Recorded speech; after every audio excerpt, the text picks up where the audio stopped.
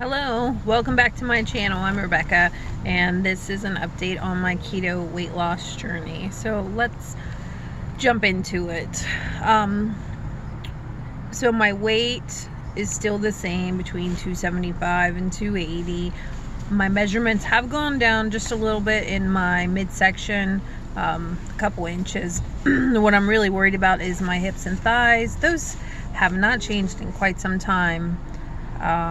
But they're not going up, so there's that. I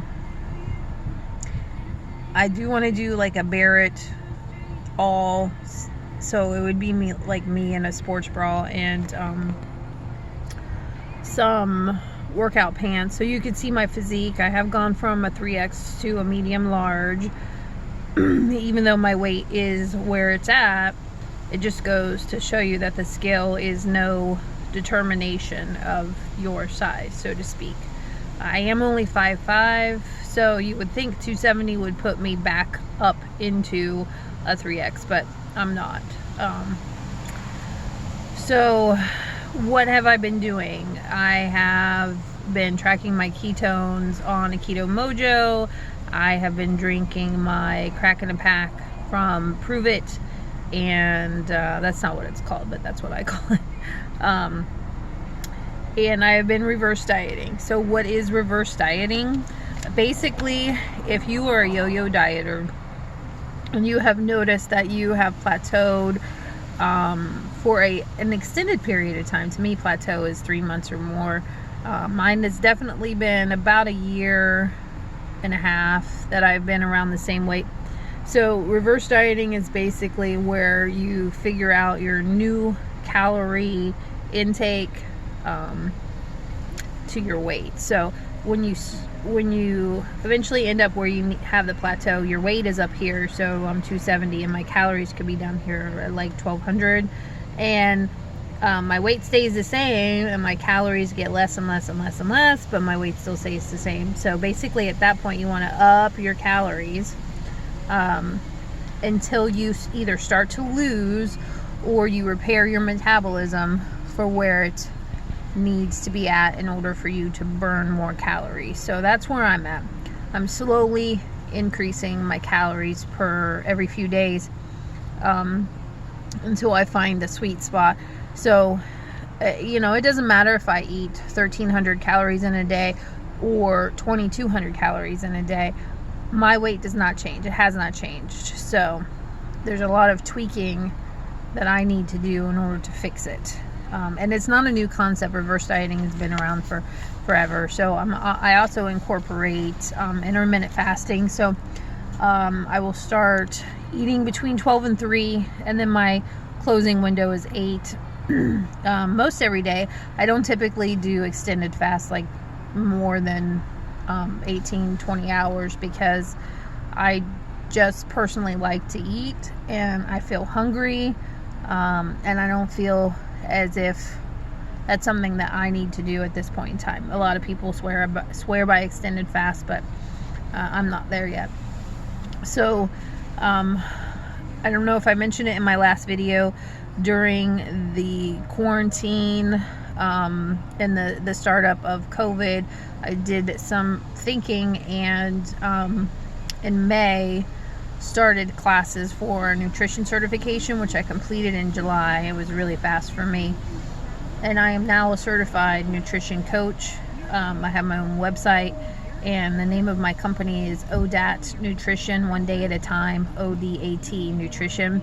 And I just basically come up with a calorie range for you and a food intake range for you, and then if you need the additional help of recipes and meal planning, I will include that. And then if you feel like you need movement in your life, I work very closely with personal trainers, so I can give you some workouts if you would like to, or refer you to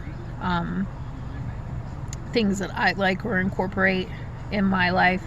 And as far as like my own personal inspiration, there's a lot of people on YouTube that I follow. You can check that out in my what I like area on the YouTube. But right now, my ones that I like really look forward to watching is High Carb Hannah. She's a vegan. She has lost some weight, about around 70 pounds. I've been following her for probably 3, maybe 4 years, and at one point I was vegan, so I really enjoy her content. And the second one would be Kim's Commitment. She is keto. She has lost over 100 pounds, and she currently lives in Florida. Check her out. And then Simply Mander. She is not a weight loss survivor, if that's what you want to call it. She actually has, she's pretty fit. She's always been fit. She does CrossFit. She does weightlifting. She lives in Iowa and is getting married here in the next 30 days. So I follow her not necessarily because of her food, but because I am fascinated by powerlifting and a lot of the content that she puts out there is like tech based as well. And then there's 70 Pounds of Life. So that is Marissa, and she has lost over 100 pounds, and she has personal training available. She works out of Texas, but she does virtual training. And then there's Keto Rewind with Jess. She has a Facebook page, and she has lost, I think the last update she did was like 120 pounds, something like that. And she started off at the same weight, or around the same weight that I did, and just killed it. And I've been rewatching her videos because I think I started watching her right around the 30-week mark, and it's taken her a year, a little over a year, to lose all of that, but she's done it by following a keto lifestyle. So that's very, very encouraging. And then some other non-weight loss channels would be Fitman Cook. He does Latin inspired recipes. Some are keto, some are vegetarian. It just depends on his mood. And there's Mind Over Munch. So she does grocery hauls and cute little bento box snacks and lunches, which I really like. And I like her quirky channel. And then Thomas DeLauer, he is a keto fitness expert, I would say. He has a lot of good content for women, for the keto lifestyle, for supplementation, and I really like his content.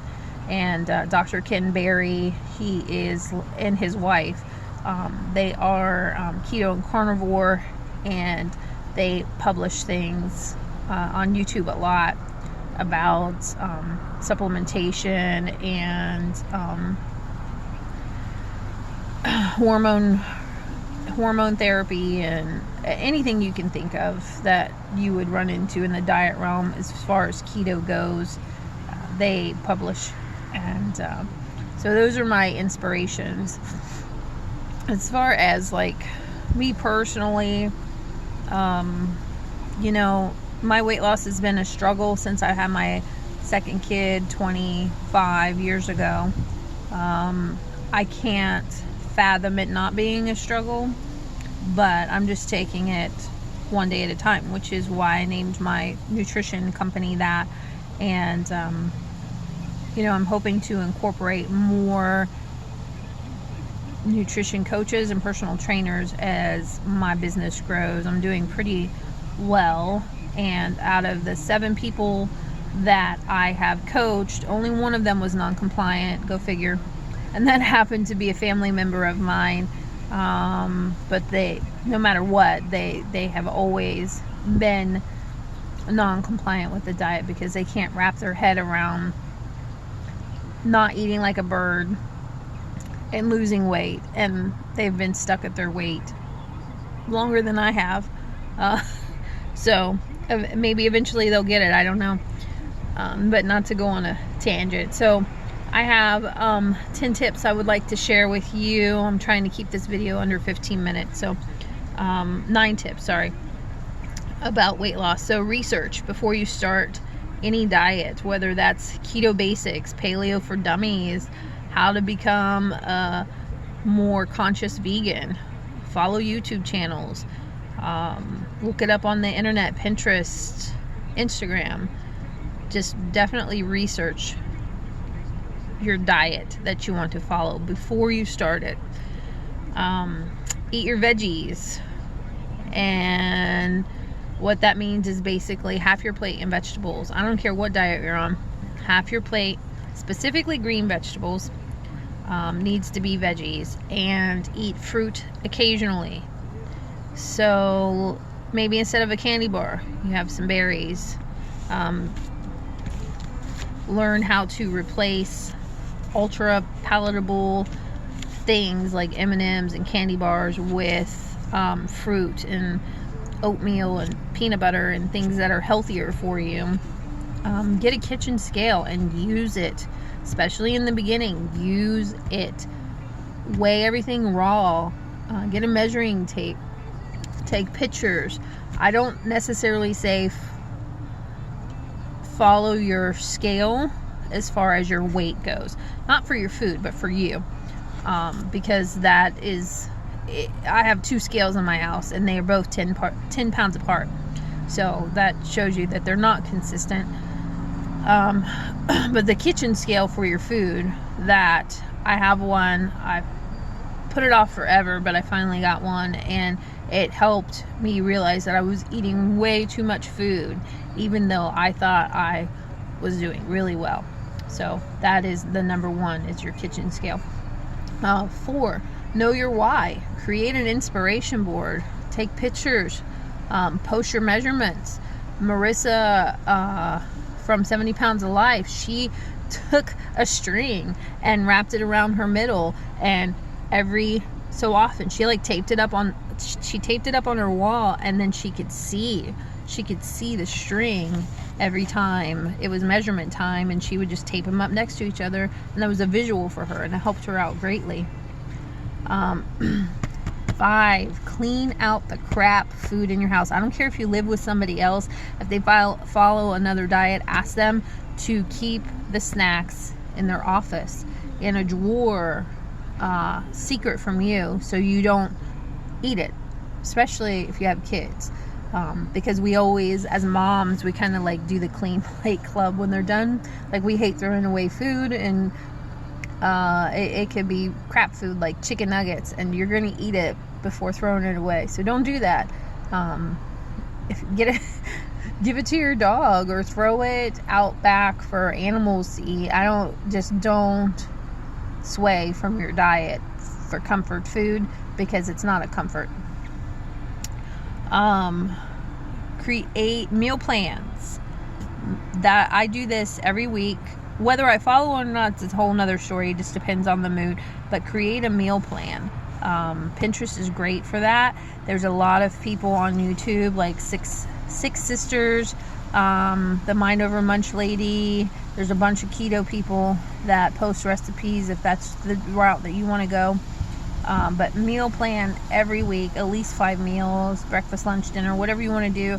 I typically do dinner, and then we'll rotate it over into lunch if I can. Breakfast I don't usually eat, so I only need to meal plan 2 meals. If you have a wicked sweet tooth, which I did in the beginning, do fat bombs.